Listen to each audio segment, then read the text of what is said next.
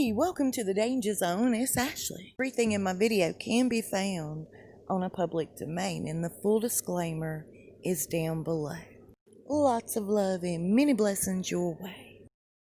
And a special thank you to my sweet friend Kay. Girl, I appreciate you so much.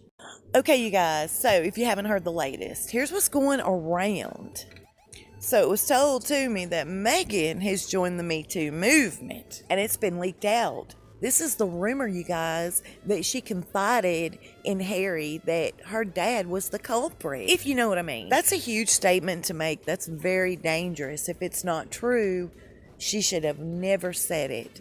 I'm not here saying it one way or the other. I'm just, merely giving you guys what was given to me. I always felt like this would be a card that she played. At the time, I didn't know what would bring this out, but I just sort of had a feeling that it would most definitely be put out there, whether it's true or it's false. If this proves to be correct, that she confided in Harry and not just a rumor going around, that her dad abused her in any way, and that turns out not to be the case, that's wicked. In the beginning, I was very supportive of Mr. Markle, and to some degree I still am. I just sort of feel like, I don't know, I'm going back and forth. Is he involved in this? Is he not involved in this? I'm not sure. I know that it seems like he pokes his head out every now and then just to stir the pot, and I almost feel like it's to keep her name out there. Like this has just been one big soap opera. Everything's been so well orchestrated. And like I said, I felt like at one point or another, I didn't know why or when, but she would most definitely hop on the Me Too bus. Desperate people do desperate things.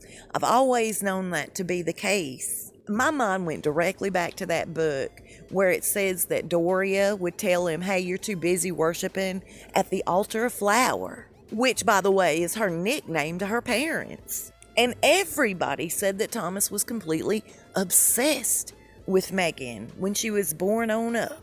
But Lord, I hope that's not the reason why.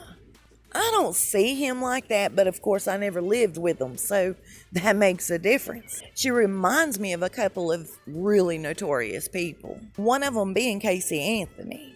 Now, if you're not familiar with Casey Anthony, I'm just going to tell you really fast. She rode around with her dead child in the back of her trunk for, quite a while, ended up disposing of this child's body and coming up with some cock and bull story as to how this kid died. And our judicial system let this girl walk out of that courthouse a free woman, which totally blew my mind wide open. Now, during the court process, I noticed when she got backed into a corner, she decided she was going to come out and say that her father was the one who caused her life to be upside down and accused him of sexually abusing her. He's a retired police officer, and she would say that he would use his status as a way to threaten her if she ever told. She's a liar, in my opinion. Just another demon walking around inflicting just heartache and chaos on innocent people. If this rumor proves to be true and accurate, that Meghan did confide in Harry regarding this abuse, do you feel like that's an accurate, truthful statement on her end, or just another fantasy she concocted for her benefit? And guess what, you guys? Okay. I don't even know how to say it. So when Meghan and Harry left the UK, they remembered to pack all of their prosthetics. Because word around town in Southern California is that Meghan looks to be pregnant yet again. And the leak is, it's a girl. And yet another reason that they've stayed hidden all this time.